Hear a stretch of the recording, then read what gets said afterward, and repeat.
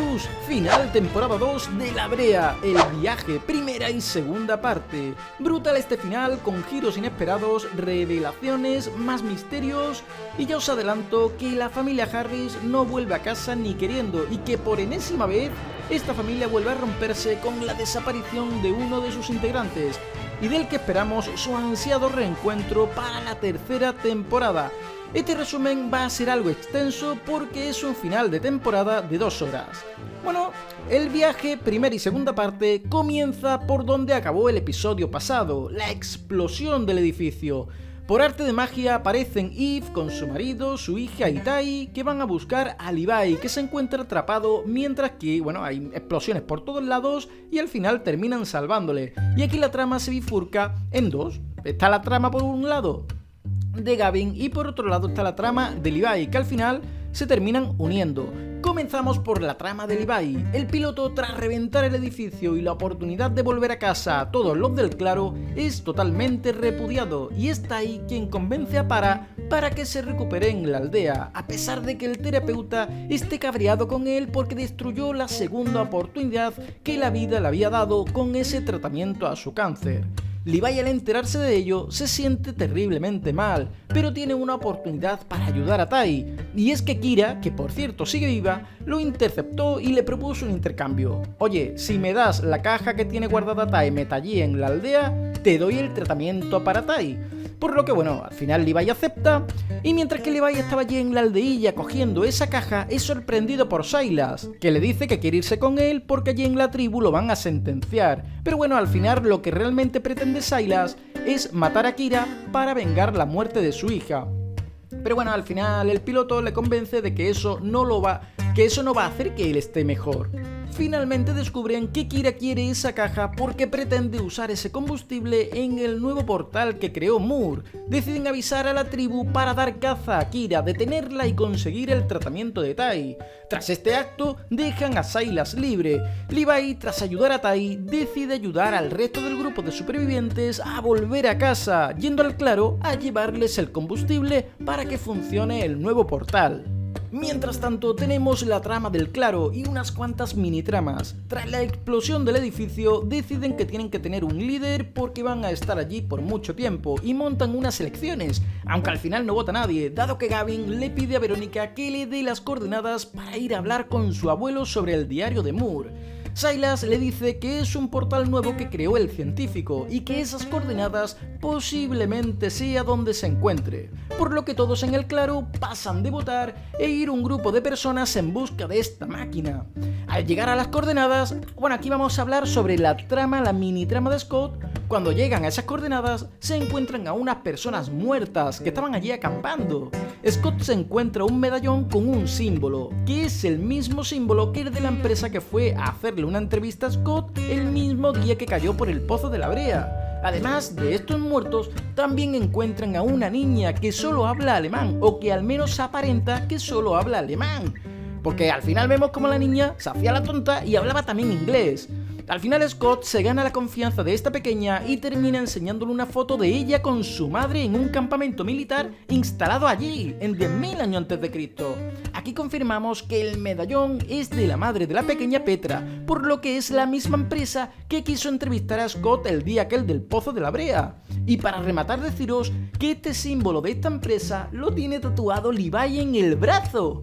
Él dijo que trabajaba para el Departamento de Defensa investigando el tema de los pozos, pero me da toda la sensación de que Levi estaba aliado con no sé si será una organización, no sé qué será, y que fueron los que enviaron a Levi de regreso a 10.000 años antes de Cristo. Y para finalizar la trama de Scott, Petra le propone una especie de trato, diciéndole que si le ayuda a encontrar a su madre, le dirá cualquier tipo de duda que tenga. Esto me recordó bastante a ese trato, entre comillas, que hizo con Rebeca, y al final Rebeca terminó muriendo. Espero que la joven Petra no termine palmándola. Siguiendo con la trama principal, además de los cadáveres, se encuentran una falsa roca con una caja fuerte que la abre Eve con la llave del Dr. Moore.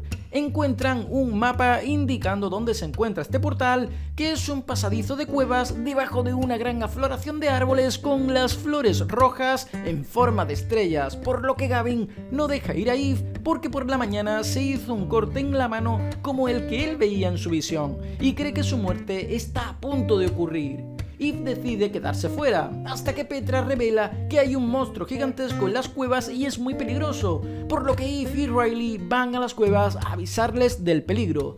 Pero llega esa lagartija gigantesca, les ataca y Gavin termina empujando a Eve para salvarle la vida, pero el pobre Harris cae encima de un tronco afilado y comienza a desangrarse. En este momento llega James a las cuevas con los combustibles de Levi y Tai, que se los ha robado a punta de pistola, pero en las cuevas es detenido inmediatamente por Sam.